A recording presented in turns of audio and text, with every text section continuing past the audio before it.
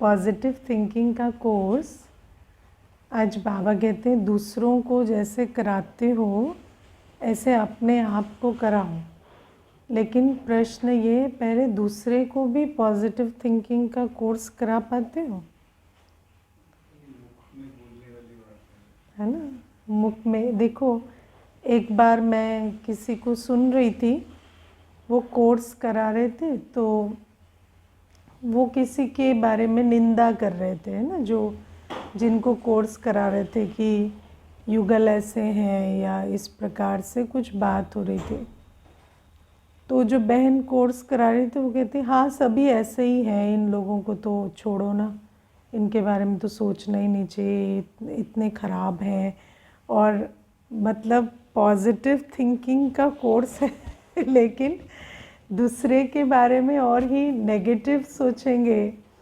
तो कई बार क्या होता कि ये जो अप्रोच है ना कि वो बुरा है तो उसको छोड़ो, तो बुरे को तो छोड़ नहीं सकेंगे ना, क्योंकि संकल्प तो आप किसी के प्रति आपका राग हो चाहे द्वेष हो, दोनों में संकल्प चलेंगे।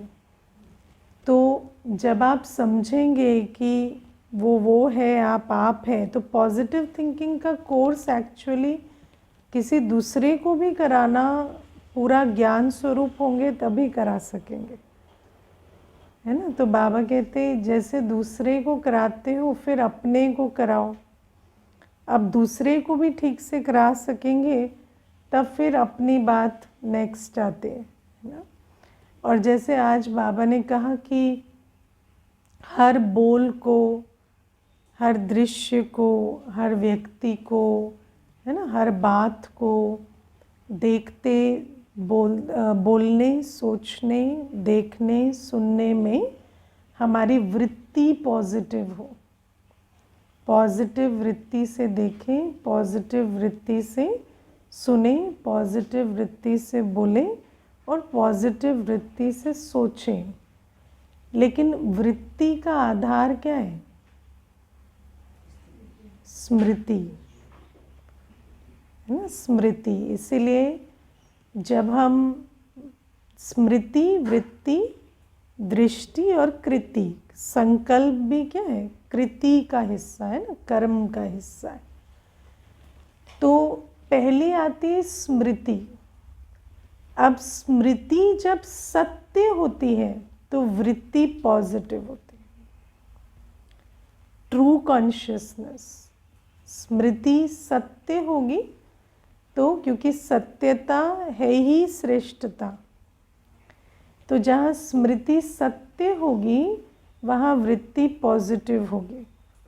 इसीलिए जब हम पॉजिटिव थिंकिंग का कोर्स कहते हैं तो पॉजिटिव थिंकिंग का कोर्स क्या है? हमारा 7 डेज कोर्स। ये 7 डेज कोर्स में हम क्या समझते हैं? 4 बातें, स्मृति के बारे में 4 बातें। मैं कौन हूँ, मेरे सर्व संबंध, मेरी सर्व प्राप्तियां किससे हैं, ये ट्रुथ। थर्ड, में क्या चल रहा है ना, what is going on, drama, है ना, तो ड्रामा का ज्ञान।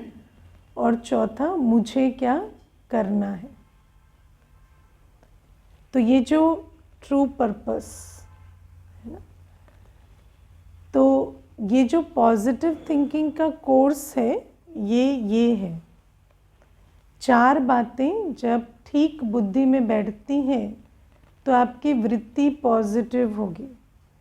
सबसे पहले तो जो वृत्ति होती है वो मैं कौन हूँ, है ना। तो मैं कौन हूँ में पहले क्या होता कि अपने आप को हम देहाभिमान के आधार से सोचते हैं, और बाबा कहते हैं कि मैं कौन हूँ, स्वमान में स्थित हो जाओ।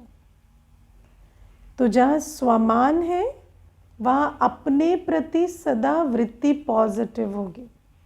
स्वमान क्या है? मैं ईश्वरीय संतान हूँ, मैं स्वयं विजयी रतन हूँ, मैं आधार मूर्त हूँ, मैं सर्वगुण संपन्न हूँ, है ना, मैं गुणों के सागर की संतान हूँ, गुण स्वरूप आत्मा हूँ, शक्ति स्वरूप आत्मा हूँ। तो बाबा कहते हैं कि सबसे पहले तो पॉजिटिव वृत्ति के लिए सेल्फ के प्रति पॉजिटिव वृत्ति चाहिए। सेल्फ के प्रति यदि पॉजिटिव वृत्ति नहीं है, और वो कैसे होगा, जब स्वमान में रहेंगे।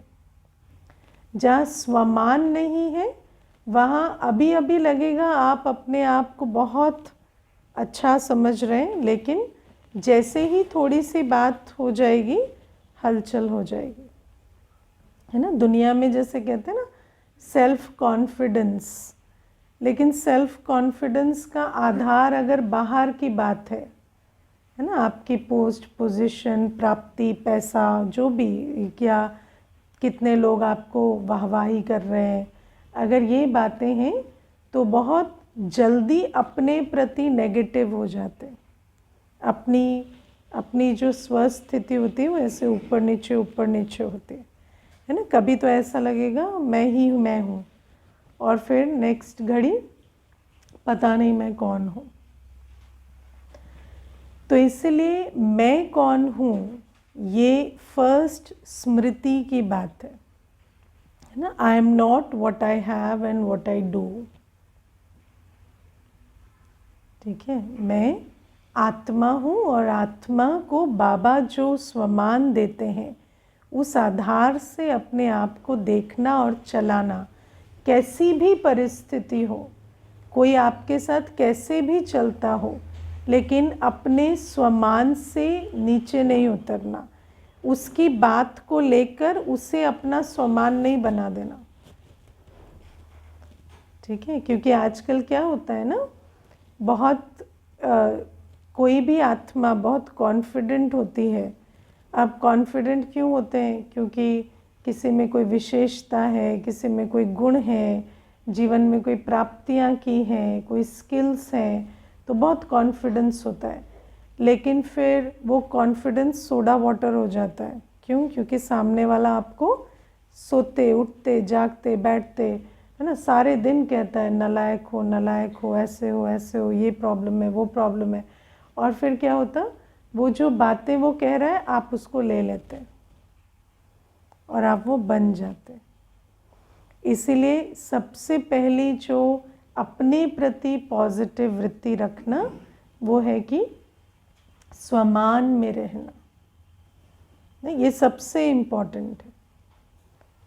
ठीक है, तो और नियम कहता है we perceive as we are. आप स्वमान में होंगे तो आप हर एक को स्नेह सम्मान से देखेंगे, है ना। अगर आप स्वमान में नहीं हैं तो आप दूसरे को भी अपमान करने का, क्योंकि देखो जो नीचा है वो जिएगा कैसे। मैं अगर अपने अंदर ही मैं कुछ नहीं हूँ, I feel like a nothing, तो मैं क्या करूँगी, आपको उससे भी नीचे लेकर आऊँगी ताकि मैं अपने बारे में बेटर फील कर सकूँ, है ना। तो दूसरे को पॉजिटिवली देखने के लिए अब क्या है, हर आत्मा में तो कमी कमज़ोरी है ना। ऐसा तो कोई नहीं है जो बिल्कुल हर चीज़ परफेक्ट करे। तो जब हम दूसरे की कमी कमज़ोरी देखते हैं तो क्यों देखते हैं? इसलिए नहीं कि कमी कमज़ोरी है, वो तो होनी ही है ना। क्या सोच रहे थे हम कि कमी कमज़ोरी नहीं होगी? कमी कमज़ोरी तो होनी ही है, लेकिन वो कमी कमज़ोरी हम क्यों देख रहे हैं? क्योंकि हमारे अंदर स्वमान नहीं है ना। तो दूसरे के प्रति आप तभी पॉजिटिव रह सकते हैं अगर आपके अंदर स्वमान है। नहीं तो आप तो अपॉर्चुनिटी ढूंढ रहे हैं ना। वो एक गलती करे और आप उसको नीची नज़र से देखो ताकि आप ऊंचा फील कर सको। ये भी नहीं आता, वो भी नहीं आता, ये भी गलत कर दिया, वो भी गलत कर दिया, है ना। क्या सीख के आए हो? अभी तक कुछ नहीं, स्कूल भी नहीं गए क्या? पढ़ा भी नहीं है ना। क्यों? क्योंकि वो जो अपने अंदर स्वमान की कमी है तो आप उसे भरेंगे कैसे? दूसरे का अपमान करके, है ना। इसीलिए किसी दूसरे के प्रति पॉजिटिव होने के लिए पहले अपना स्वमान बहुत आवश्यक है। बाबा हर एक को क्यों उठा पाते थे? बाबा में बहुत स्वमान है ना। ब्रह्मा बाबा के अंदर बहुत स्वमान है। ब्रह्मा बाबा को मालूम है मैं विश्व का आधार मूर्त हूँ। ये जो सामने बच्चा है, ये बच्चा है, इसको मुझे आगे बढ़ाना है।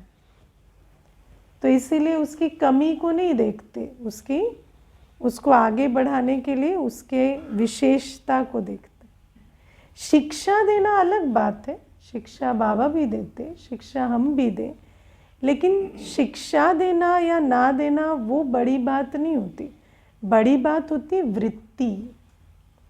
आप जिस वृत्ति से देंगे वो वृत्ति ही काम करती है। Attitude creates atmosphere. आपकी जो वृत्ति होगी वैसा वायुमंडल बनेगा, वैसा उस आत्मा की रिसेप्टिविटी होगी। तो जब हम स्वमान में हैं तो हमारे को, स्वमानधारी को, कभी किसी बात से कोई प्रॉब्लम नहीं है ना। कोई आपके साथ कैसे चलता है, आपको उससे तकलीफ नहीं है। आप उसे इसलिए करेक्ट नहीं कर रहे क्योंकि आपको बुरा लगता है ना। बाबा को जब कोई कुछ कह देता था ना, क्योंकि बच्चे तो हर प्रकार के होते हैं ना, तो हमें आज लगता है कि बाबा होते तो ऐसे होते ऐसे होते, पर हम तो बाबा के सामने भी ऐसे ही होते हैं ना। आज भी तो बाबा बैठा ही है ना सामने, दिखता थोड़ी है ना। तो बाबा के सामने जब बच्चे जाते तो कई बार बच्चे थोड़ा है ना मर्यादा को उल्लंघन कर देते, बोल में या कैसे भी। तो आसपास वालों को लगता बाबा को ऐसे कैसे कह सकते, लेकिन बाबा कभी नहीं पूछते ऐसे कैसे कह सकते। बाबा फिर उस बच्चे को ना आगे बढ़ाते, कुछ ना कुछ उसको प्यार से शिक्षा दे के आगे बढ़ाते। या शिक्षा भी बाबा बाद में देते, पहले तो सिर्फ प्यार ही देते, एक्सेप्टेंस ही देते। लेकिन उतना करने के लिए तो आपको दिल बहुत बड़ी चाहिए ना, और दिल बड़ी तो तब होगी जब स्वमान होगा। स्वमान ही नहीं है तो जब दूसरे के साथ कुछ व्यवहार हुआ तो आप उसको प्यार दे देंगे, लेकिन जहाँ अपनी बात आ गई फिर तो उसको जीने नहीं देंगे, है ना। ये यहाँ से 3 फुट दूर पे सारी बदतमीजी करो तो फिर हम आपको साथ देंगे, लेकिन यहाँ जैसे आ गए तो फिर और कुछ नहीं। फिर उस आत्मा को नीचा करना, उसको बुरा भला कहना, उसको ये सब शुरू हो जाएगा। क्यों? क्योंकि मैंपन है। तो फिर मैंपन में, वो मैंपन के दायरे में वो आपका मैं को फीड कर रहा है तो सब ठीक है। फिर आप टीचर हैं, आप उसको प्यार से चला सकते हैं, सब कर सकते हैं, पर वो आप ही को कह दे फिर नहीं कर सकते, क्योंकि स्वमान नहीं है। स्वमान नहीं है तो बहुत हर्ट हो जाता है देह अभिमान। और हर्ट साइकोलॉजी का बहुत बड़ा लॉ है। जैसा आप फील करते हैं आप दूसरे को वैसा फील कराने की पूरी कोशिश करते हैं। आप हर्ट हो गए तो उसको आप हर्ट करके ही छोड़ेंगे। 2 बातों में हर्ट नहीं हुआ तो 4 कहेंगे, 4 नहीं हुआ तो 6 कहेंगे, ठीक है ना। तो ये जो सिलसिला चलता है, तो इसीलिए बाबा कहते हैं स्वमान नहीं है तो पॉजिटिव थिंकिंग नहीं हो सकती, है ना। सेकंड है मेरा कौन, है ना। तो जहाँ मेरे की बात आती है, मेरे सर्व संबंध, मेरी सर्व प्राप्तियाँ किससे हैं, क्योंकि जहाँ मेरा आता है वहाँ फिर सारा जो नेगेटिव थिंकिंग शुरू हो जाता है। क्योंकि मेरा है तो फिर है ना उसको पोजेस करना, जेलस होना और नेगेटिव सारा वहीं से शुरू होता है। तो बाबा कहते कि मेरा कौन ये भी अच्छे से समझ में आना चाहिए। स्मृति में है कि मेरा एक शिव बाबा, सर्व संबंध मेरे शिव बाबा से, सर्व प्राप्तियाँ मेरी शिव बाबा से, तभी जाकर किसी भी आत्मा के साथ, है ना, जो आपकी एक्सपेक्टेशन है वो पूरी नहीं हुई, तब भी आप उसके साथ स्नेह सम्मान से चल सकेंगे। क्योंकि मेरा मतलब वो आपका लंच है, आपका पेट ना भरे तो कोई काम का नहीं है ना। जहाँ मेरापन है वहाँ क्या है, वो आपका भोजन है ना, वो ना। ये मेरे पिताजी, मेरी माताजी, मेरा ये, तो ये मुझे वो सब देने के लिए बैठे हैं ना। अगर वो नहीं दे रहे तो फिर मेरे किसी काम के नहीं, फिर वहाँ पर सारी वृत्ति नेगेटिव हो जाती है। या तो, और कई बार तो लेना भी जो है उसको ऐसे कैमोफ्लाज करते हैं कि हम इनके लिए हैं, हमें इनको देना है ना। तो अगर वो लेने को नाराज़ हो जाए तो भी नाराज़ हो जाते हैं है ना। हम इतना प्यार कर रहे हैं, तुम इधर उधर क्यों भटक रहे हो, है ना। भटके, वो उसका मन है ना। तो आपके सर्व संबंध जो है, सर्व प्राप्तियां हैं, वो एक बाबा से जब तक नहीं, तो नेगेटिव थिंकिंग डेफिनेटली होगी। और फिर what is going on, drama, है ना। हमें बचपन से क्या सिखाया गया है, पैदा होके तुमने बहुत मेहरबानी कर दी, अभी सारे ब्रह्मांड को तुम्हें खुश करने के लिए रखा गया है हर परिस्थिति, हर ड्रामा की सीन आपको हैप्पी हैप्पी रखे, ऐसा। हाँ, ड्रामा क्यों बना है? ड्रामा क्या हमें खुश करने के लिए बना है?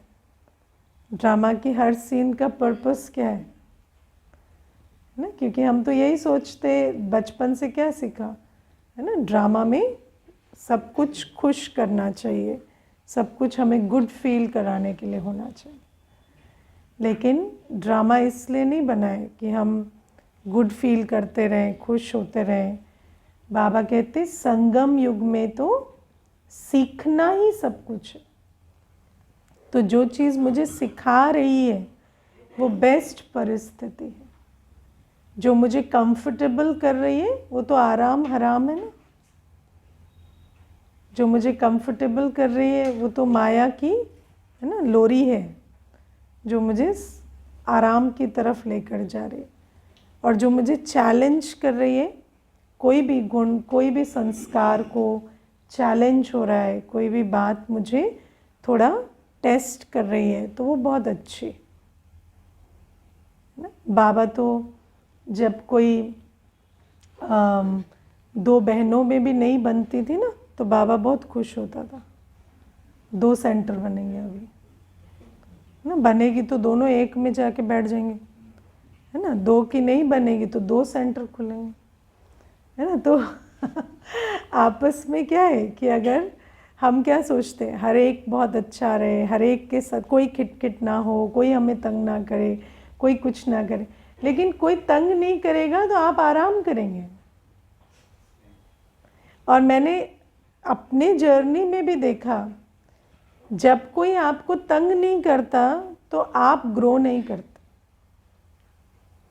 कोई आपको तंग करेगा तभी आप ग्रो करेंगे, क्योंकि आपको भी इनसिक्योरिटी आएगी कि अच्छा अब हम ऐसे तो सरवाइव करना मुश्किल हो जाएगा, या तो आप भी कुछ बेहतर करेंगे ना। अगर आप अगर आपको सब कुछ अच्छा अच्छा अच्छा मिले तो आप तो आराम के गद्दे पे सो जाएंगे, है ना। तो ये जो ड्रामा का लक्ष्य क्या है, ड्रामा ऐसा क्यों बना है, इन बातों को भी बहुत अच्छे से समझ कर चलना है। हमने कब से सुना, निंदक को मित्र समझो, लेकिन समझते थोड़ी थे, है ना। अभी समझ में आता है कि जो अनकंफर्टेबल करता है वो ड्रामा बहुत अच्छा है। वही आपको प्रेरणा देता है कि कुछ और करो, कुछ और सीखो, कुछ और बेटर करो। आप सोचो, लोग कहते कोविड कोविड कोविड, लेकिन कोविड में बाबा के बच्चों को कितना लाभ हुआ ऑनलाइन सेवा से, है ना। आप सोचो, क्या लैपटॉप पहले नहीं था? लेकिन सोच ही नहीं गई कभी कभी सोच ही नहीं गई कि ऐसे भी सेवा करनी चाहिए। लेकिन एक परिस्थिति जो आपको सोचने पे, है ना, मजबूर करती है कि ऐसे कर सकते हैं अभी, वो कितनी अच्छी सिचुएशन है। तो बाबा कहते कि जो भी ड्रामा में सीन बनती है उस सब का लक्ष्य है हमें कुछ न्यू, कुछ आगे, कुछ ऊपर लेकर जाना। लेकिन हमें क्या अच्छा लगता है? लोरी सुनाने वाले, है ना। बच्चे तो तब भी कह देते थे मम्मा मीठी लगती है, बाबा ना बहुत स्ट्रिक्ट हो जाते। लेकिन ग्रोथ किससे होती है? स्ट्रिक्ट से। लीनियंट से कभी ग्रोथ नहीं होती, है ना। और अगर हम डर जाते हैं तो हमारी ग्रोथ रुकती है और कुछ नहीं होता। इसलिए ड्रामा में जो जब है उसका बहुत महत्व है, उसको समझ कर चलना है। Trust in drama. तो बाबा कहते कि ये एटीट्यूड, ये जब स्मृति में रहेगा तो वृत्ति कैसे रहेगी? आज बाबा ने तो साफ साफ कह दिया ना, ये बात मुझे क्या पाठ पढ़ा रही है ना। क्योंकि जब आपको दर्द हो रहा है तो दर्द कहाँ होता है? जहाँ कमजोरी होती है। कोई भी चीज़ आपको दर्द दे रही है, इसका मतलब वहाँ आपकी कमजोरी है। और उस दर्द को ख़त्म करने के लिए उस कमज़ोरी को ख़त्म करना है, उस ट्रिगर को हटाने से कुछ नहीं होगा। आप एक ट्रिगर हटाएंगे दूसरा आ जाएगा, है ना। एक व्यक्ति आपको कुछ कहता है, आपको बुरा लगता है, लेकिन बुरा लगना संस्कार है, इसीलिए तो लगता है ना। फिर उससे दूर चले जाएंगे, फिर दूसरे से दूर जाएंगे, तीसरे से दूर जाएंगे, ऐसे दूर ही जाते रहेंगे क्या? अपने संस्कार को चेक और चेंज नहीं करेंगे, करना पड़ेगा ना। तो बाबा कहते ड्रामा मुझे कुछ पढ़ाने के लिए, सिखाने के लिए बना हुआ है ना। सेंटर पर टीचर्स भी चुन लेते हैं। एक की बात सुनने से फील होता है तो दूसरे की क्लास में आते हैं, उसकी क्लास में नहीं आते,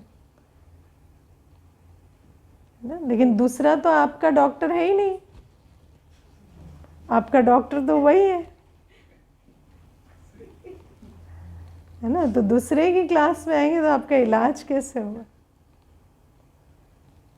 ठीक है। तो जहाँ अनकंफर्टेबल फील होता है ना, वही आपका डॉक्टर, उसी के पास बने रहो। ठीक है ना। तो बाबा हमें कहते हैं ये जो ड्रामा है ना, ड्रामा बहुत अच्छा बना हुआ है। और फिर बाबा कहते हैं ये जो मेरा लक्ष्य क्या है? मेरा लक्ष्य मनुष्य से देवता बनना है। मनुष्य से देवता बनना है तो सर्दी या ओखल में तो मार से क्या डरना, है ना।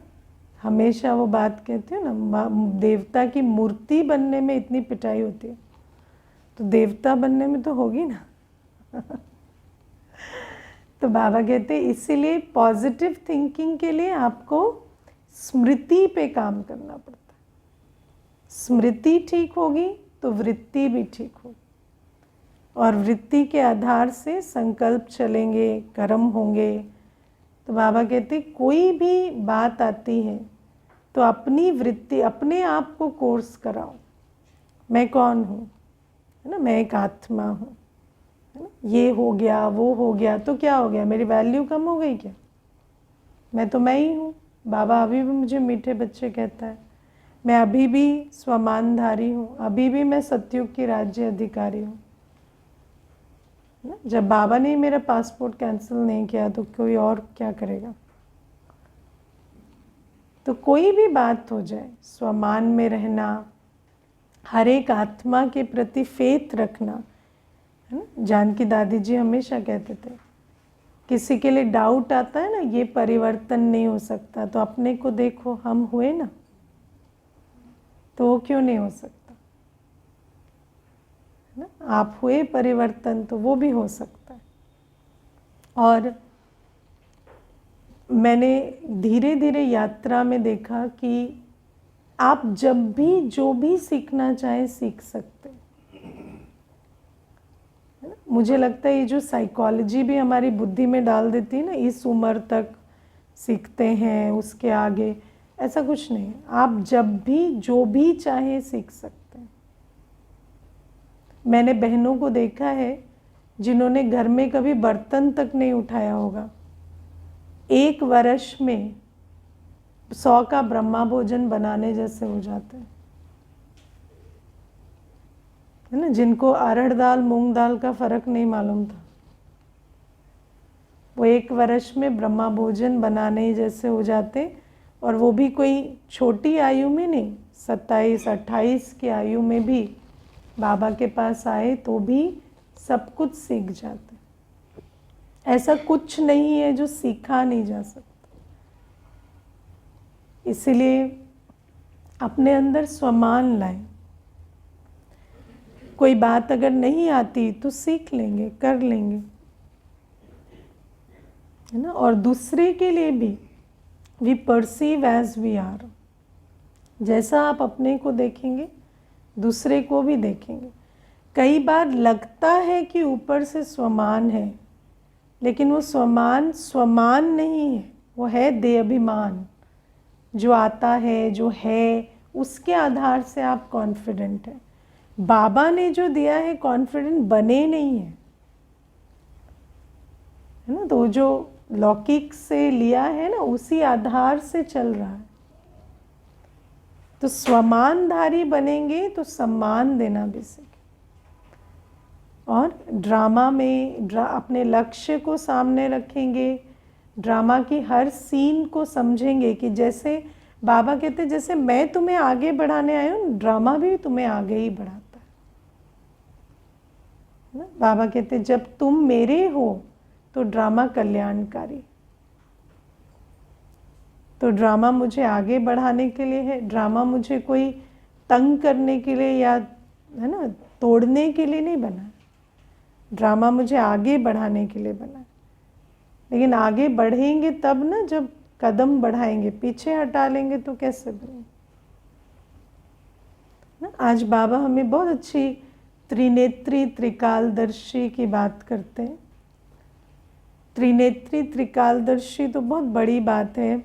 बाबा कहते हैं कि तुम आगे के राज को देखो। मुझे याद है छोटी छोटी बातें, देखो हम लोग बड़ी बड़ी बातें सुनते हैं। मुझे याद है एक बार ना एक सभा थी, तो उस सभा में कोई जो गेस्ट स्पीकर थे वो बात कर रही थी, वो माता। तो थोड़ा क्या होता है, कई बार इतनी एंगेजिंग कॉन्वर्सेशन नहीं होते ना, कि कोई इतने अच्छे स्पीकर नहीं होते, तो उनकी स्पीच थोड़ी ऐसे लो थी। तो आधा हॉल खाली हो गया उनकी स्पीच के चलते। चल रही है स्पीच, 1 उठा, 2 उठा, 100 उठे, 200 उठे, आधा हॉल उसमें खाली हो गया। तो हमें दीदी बाद में बुलाकर कहते हैं कि ऐसे आप लोग मेहमान को बुलाकर ऐसे किए जैसे उसको बॉयकॉट किया हो ना। जैसे मेहमान बाहर सामने बैठा है और ऐसे लगा जैसे उसको आप लोगों ने बॉयकॉट कर दिया हो। एक एक ऐसे उठते चले गए, आधा हॉल ऐसे खाली हुआ जैसे उसकी बेइज्जती करने का आपने एक प्रोग्राम बना लिया। तो अब क्या है, देखो जो उठ के जा रहा है त्रिनेत्री हम कह रहे हैं। त्रिनेत्री क्या, हम तो ये भी नहीं देख पा रहे हैं कि हम एक कर्म जो कर रहे हैं उसमें सामने वाले पे क्या असर पड़ रहा है ना। आप जब एक स्थान पर बैठते हैं, आगे पीछे, है ना, कई बार व्यक्ति ऐसे बैठता है कि पीछे वाले को इतना जगह ही नहीं छोड़ता, या ऐसे बैठता है कि उसको स्थान नहीं मिलता। तो छोटी छोटी बातें, प्रैक्टिकल बातें हम कैसे बैठते हैं, किस प्रकार से व्यवस्था में चलते हैं, ये त्रिनेत्री त्रिनेत्री कोई आगे का सोचने से पहले ये छोटी छोटी चीज़ें सोच। तो बाबा हमें कहते हैं कि ये जो तीसरा नेत्र है ना, जिससे तुम दूसरी आत्मा को, उसकी अवस्था को, उस पर होने वाले असर को भी देख पा रहे हो। जो कर्म हम करेंगे हमें देखकर और करेंगे। मुझे याद है एक बार क्या हुआ, मधुबन में ना एक माता बीमार थी, कमरे में थी। तो मैंने किसी को कहा आप भोजन भंडारे से लाके और इनको भोजन करा दो। तो वो प्लेट लेकर ढककर भंडारे से निकलने लगे ना, तो सब देख रहे हैं, अच्छा ये भी ले जा सकते हैं ना, ऐसे कमरे में भी ले जा सकते हैं। तो 5 को आइडिया मिल गया, ऐसे कमरे में भी ले जाके भोजन खा सकते। पहले सोचा नहीं था उसने, लेकिन जैसे ही उसको, तो मैंने उनको कहा आप थोड़ा पीछे से जाओ, है ना, क्योंकि ये तो सभी देख रहे हैं, एवरीबडी इज़ गेटिंग आइडियाज़ कि हम भी यहाँ ऐसे थाली में ढक के ले जाएंगे, आराम से, है ना, कमरे में बैठ के खाएंगे। और कमरे में बैठ के खाएंगे और फिर बर्तन भी ला के नहीं रखेंगे यहाँ पर। तो इस प्रकार से ये जो छोटी छोटी बातें कि हम जो कर्म करते हैं उस कर्म को फिर तो इतने जन देखते हैं ना, तो उस आत्माओं पर, उन आत्माओं पर क्या असर पड़ता है उस कर्म का। तो ये छोटी छोटी चीज़ें ही हमें त्रिनेत्री बनाती। आत्मा को देखना, आत्माओं पर असर देखना। दुनिया में देखो, छोटा बच्चा होगा ना कमरे में, तो व्यक्ति सोचता है छोटे बच्चे को तो कान नहीं है ना, सुनता नहीं है ना। छोटे बच्चे घूम रहे होते हैं, बैठे होते हैं, उनके सामने वो सारी बातें कर लेते हैं, सब प्रकार के कर्म कर लेते हैं, लेकिन पता नहीं चलता उनको कि वो भी एक आत्मा है, देख रहा है, सुन रहा है। और बच्चों को तो 2.5-3 साल से तो मेमोरी भी रहती है। 3 वर्ष की उम्र में भी आप जो देखते हैं, सुनते हैं, वो आपको याद भी रहता है। तो सोचो कि हम कितने अंधे रहते हैं, हमें 2 आँखों से भी ठीक से दिखाई नहीं देता, तीसरी को तो छोड़ो 2 आँखों से भी हमारे अंदर इतनी बॉडी कॉन्शियसनेस है। ड्राइवर्स गाड़ी चलाते हैं, है ना, या घर में काम कर रहे हैं कोई, वो आपकी सारी बातें सुन रहे हैं, पर आप उनके सामने लड़ने में, झगड़ने में, किसी चीज़ में कोई कमी नहीं करते, क्योंकि आपको लगता है ये कहाँ इंसान है, ये थोड़ी इसको सुनाई दिखाई देता है ना। तो हर आत्मा को हम एक देख पाएँ कि ये भी एग्जिस्ट करता है, ये भी बहुत बड़ी बात है तीसरा नेत्र तो छोड़ो, आप 2 नेत्रों से भी जो दिखाई देता है, उसमें से मेजॉरिटी को तो हम डिसमिस कर देते हैं ना। हमारे आँखों में तो सिलेक्शन फिल्टर लगा हुआ है ना, बस ये एग्जिस्ट करता है, ये नहीं करता। मुझे याद है एक बार डेनीज बहन बहुत अच्छा अपना अनुभव सुना रही थी कि विदेश की बहन है ना, विदेशी मूल की, तो फॉरेन लुक जैसे फॉरेनर का है। तो एक बार किसी भारत के सेंटर पर थी, तो अकेली थी, उस समय कोई और नहीं था सेंटर पर। तो एक परिवार आए सेंटर पर, तो उनको पूछा कि उनको देखा और जैसे ना ट्रांसपेरेंट हो, ऐसे उनके थ्रू देख लिया, इधर देखा, उधर देखा, फिर कोई नहीं है क्या, कोई नहीं है सेंटर पे। तो बोले मैं हूँ, हाँ नहीं आप तो हैं, पर और कोई नहीं है ना। तो क्यों? क्योंकि आप तो मनुष्य नहीं है ना। आप भले सफ़ेद साड़ी पहन के खड़े हो, लेकिन आपका कोई अस्तित्व थोड़ी है, आप तो इंडियन नहीं हैं। तो ये जो, लेकिन ये सिर्फ बाहर वाले नहीं करते ब्राह्मण भी ऐसे काम करते है ना। कोई अनपढ़ है तो वो एग्जिस्ट नहीं करता, कोई ऐसा है। तो बाबा कहते हैं त्रिनेत्र, लेकिन कर्म तो हर चीज में बनता है ना। कर्म नहीं बन रहा क्या? जो आप संकल्प ले रहे हैं, जो आप भावना क्रिएट कर रहे हैं, जो आपके कर्मों से उस पर भी जो असर हो रहा है, वो सब तो फिर कर्म के खाते में जमा हो रहा है ना। तो दो आँखों से भी ठीक से नहीं देखेंगे। या आप सोचो, जहाँ मेरापन होता है वहाँ जो मेरा है वो तो इंसान है, और जो मेरा नहीं है उसकी मुझे कोई कदर ही नहीं है ना। दुनिया घरों में क्या होता है, जो जिठानी के बच्चे, देवरानी के बच्चे है ना, तो उनको कैसे ट्रीट करते हैं। अपने वाले को तो बहुत अच्छे से खिलाएंगे और दूसरे को खिलाएंगे ही नहीं। तो ये सब क्या है? ये सब त्रिनेत्री। और बाबा कहते हैं कि कर्म की गति इतनी फुल प्रूफ है कि हर कर्म का फल मिलता है। इसीलिए जब हम कर्म करते हैं तो त्रिनेत्री होना पड़ेगा, आगे पीछे दिखाई देना चाहिए, है ना। आत्मा जो है, आत्मा के लिए शरीर की आँख तो सामने देखती है ना। आत्मिक स्थिति में आपको पीछे, साइडवेज सब दिखाई देना चाहिए, दो आँखों से नहीं, लेकिन आपको वाइब्रेशन महसूस होनी चाहिए। कोई अनकंफर्टेबल हो रहा है, किसी को तकलीफ हो रही है, तो वो चीज़ें हमें नहीं करनी। बाबा हमें कहते हैं अपनी मर्यादा में रहना वो अलग चीज़ है।